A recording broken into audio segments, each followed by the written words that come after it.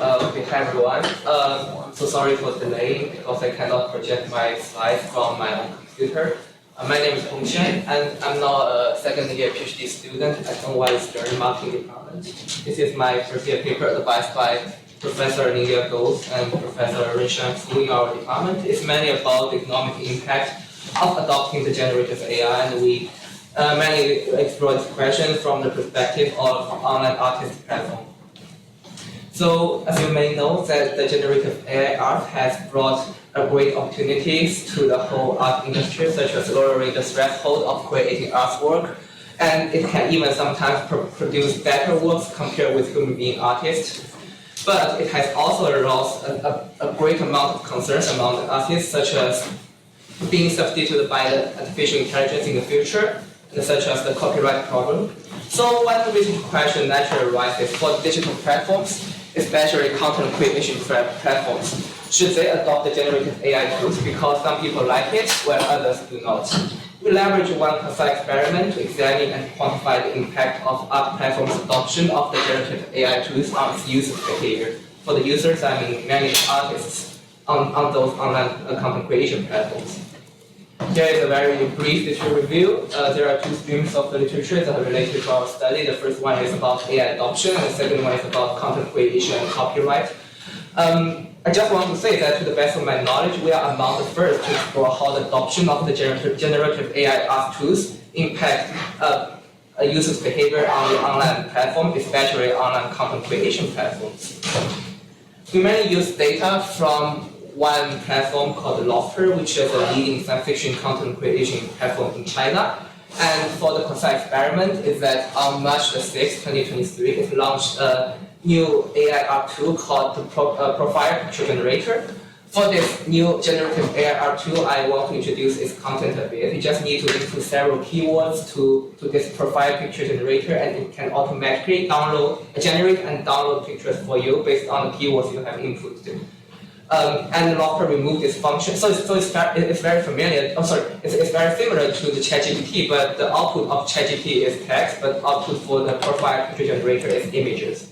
And Lofter removed this function 3 weeks after its announcement, and we only restrict our analysis to the popular artists on the platform. We focus on the three focal behaviors of the artists on Lofter. Here is the model-free analysis. I hope the figures are clear enough.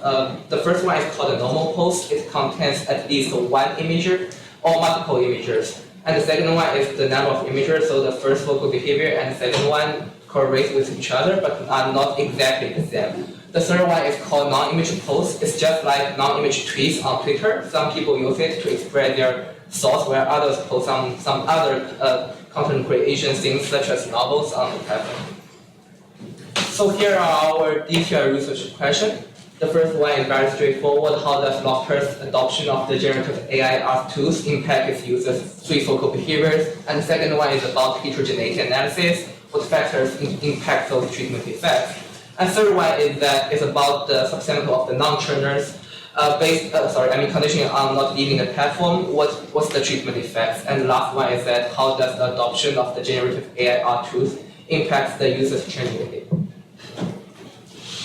You may notice that there may exist some identification problem in our setting because the adoption of the generative AI impacts all the users on the platform.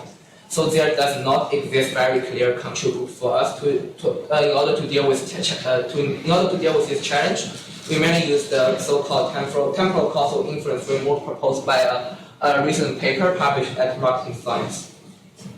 Here is this high-level idea. It says that while all the users were affected by the treatment finally, they have different tenures on the platform when the policy change happens. So we can use artists who joined later as our treatment group, and for them we can use artists who joined earlier and therefore have not been exposed to treatment at the same tenures as the control. I know this framework, the high-level idea of the framework will not be so clear enough, so here is very concrete and simple example. To make our lives easier, we only assume there are 3 weeks in total and there are 2 users on the platform.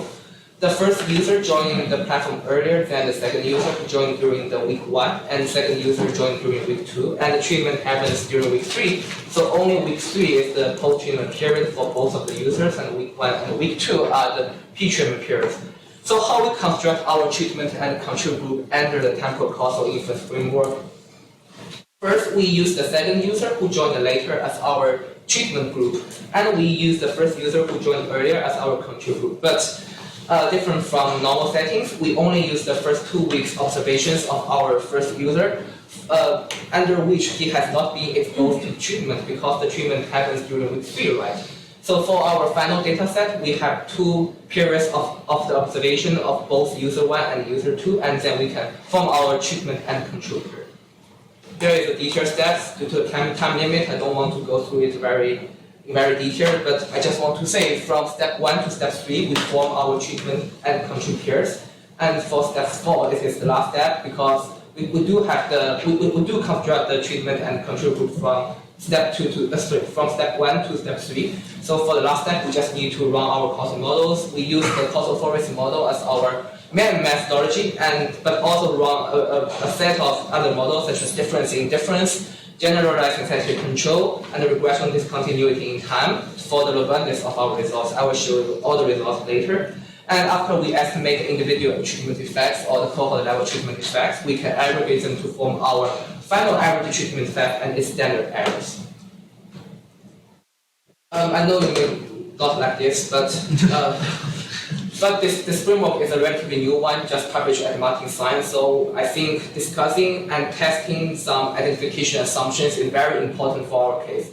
The first one is called the stable unit treatment value assumption, and it requires 2 conditions. The first condition is the no interference between units. Someone may argue that there may exist something called the network effects. For example, some artists may leave the platform after they saw their friends also leaving the platform. This is called herding behavior or observational learning in marketing literature.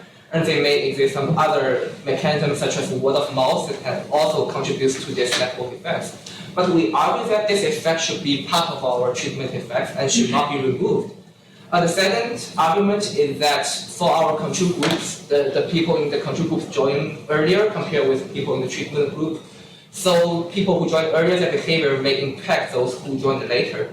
But we think this effect is independent of the treatment assignment because no one can anticipate it. For no hidden version of the treatment, we manually check this. We manually check all the holidays, events, activities, and other announcements around the time of the treatment, the time of the happening of the treatment. And our temporal causal inference framework can also help to smooth over this question. And the second assumption is called conditional independence assumption. This one is most important because our framework cannot naturally overcome this. So we use some tests to ensure that the treatment group and the control group shows very similar behavior during the pre-treatment period. And our causal methods, such as the causal forest method and the generalized synthetic control method, can also help to overcome this problem statistically. The third one is called overlap assumption. This one is very simple to testify because of the exogeneity of our treatment, and we also empirically estimated the propensity score to further verify this assumption. And the last one is called exogeneity of the covariance assumption, which can also be verified by the exogeneity of our treatment. Now it's time for the empirical results. I want to go through our research questions one by one and show our results. The first one is how does Nosters' adoption of the generative AI art tools impact its users' focal behaviors? I have mentioned this before. We mainly use 3 different models under the temporal causal inference framework. The causal forest is our main method. The difference in difference and the synthetic control methods are just for the robustness of our results. And we also use one model that does not require the temporal causal inference framework called the regressional discontinuity in time. We will add more in the future to further verify the robustness of our results. I hope those figures are clear enough. That is the reason I want to project from my laptop because I can change the size of the figures. But I cannot, but just tell us what we should take away from the pictures. Yeah, don't worry about this. I will see this. Yeah. I think those are just the estimates from different models, but we estimate the time varying treatment effects from month 1 to month 4 during the post-treatment period.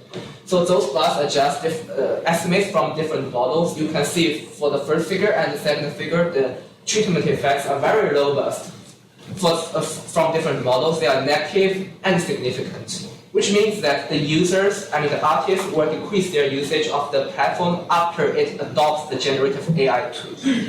And the third one is a bit different. It is the non-image pose. You can see the treatment effect for the first month during the post-treatment period is positive and sometimes significant, but then it turns to be negative and significant for the next 3 months. You may ask why. To the best of my knowledge, we will explore this more in the future. For the first month, a lot of people post protests, arguments, and criticisms for the platform after they see the adoption of the generative AI tools.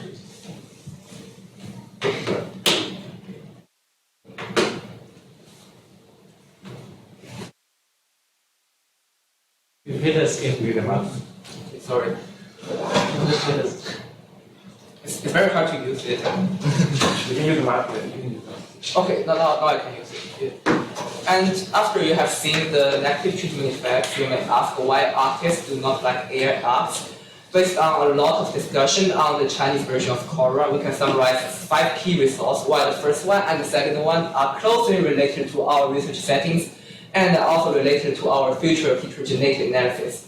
The first one is called the copyright problem, because a lot of the large language and vision models, they need to use a lot of inputs, and the figures and images posted by the artists on the platform can be their inputs. And always the generative AI models take those figures and images as the inputs without any approvals. So this is called the copyright problem.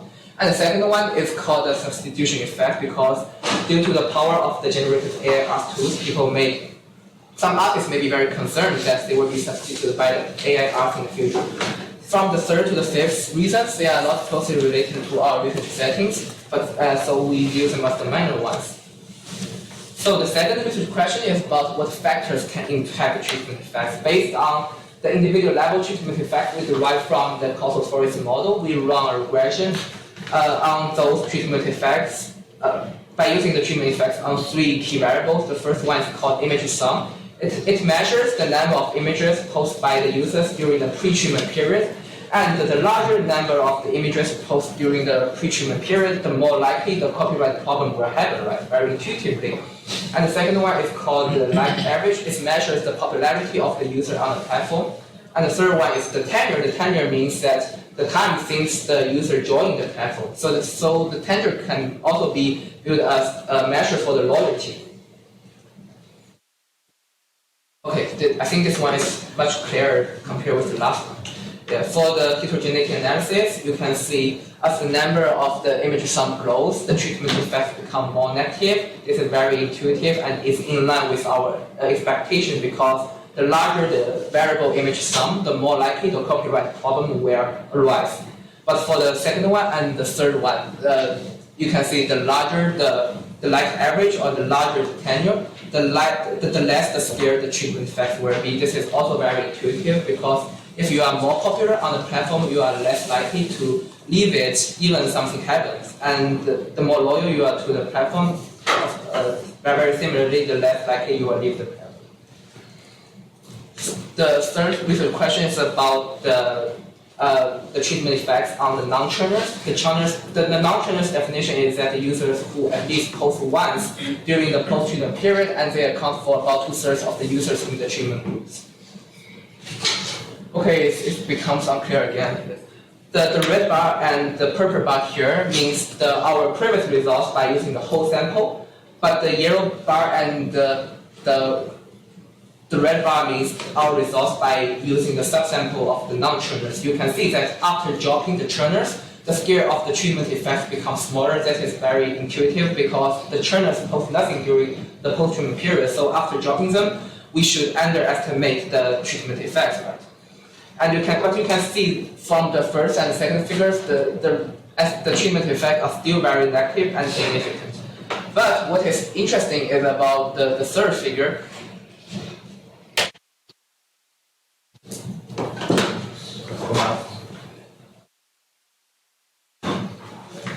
for the non-image posts, the treatment seems to have lasting positive effects on non-trainers' behavior. So we take a more detailed look at the detailed contents of those posts. And we found that about 1/4 of the non-image posts are about criticizing Lofter for adopting the AI art, or expressing thoughts about leaving the platform, or about advertising accounts on some other similar platforms, such as Twitter, such as Weibo, and so on. And as you can see, now the green bar and the purple bar means that our previous results on the non-trainers, and the yellow bar and the red bar means our results by dropping those, I call them tribute posts. But you can see the results as the treatment effects are still very positive and significant. And we conclude that this may be because that the users switch to some other functions of the platform, such as now they do not post images, but now they write novels, and they just use Lofter as a place to express their own thoughts, like Twitter. And for the last research question is about how does Lofter's adoption of the AI art impact its users' training behavior due to the exogeneity of the treatment. We just run some very simple structural models like logit and probit and get significant and positive results. That is, the adoption of the generative AI art will increase the likelihood for the users to train.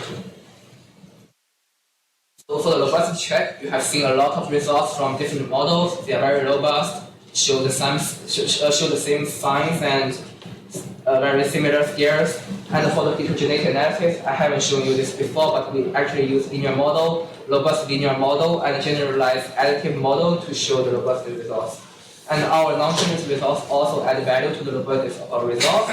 We also estimate the doubly robust every treatment effects. It's very boring, so I didn't show it here for our causal force model, but just want to say the results are very robust. We do think our paper provides motivations to regulate AI usage, and we also provide references for platforms and marketers, and we contribute to the literature. This is actually the last page, but I want to say that you can see from the schedule the initial title of this paper is called Multi-Platform Analysis. Due to the time limit, I only show the results for one platform here. For the other platform, it does an opposite thing. It bans the usage of the generative AI tools on its platform, and anyone who violates will be punished very severely. And so we are just sharing the same story from two different perspectives. But due to time limit, I cannot show you the results for the other platform. Okay. Oh, this happens again. Thank you so much.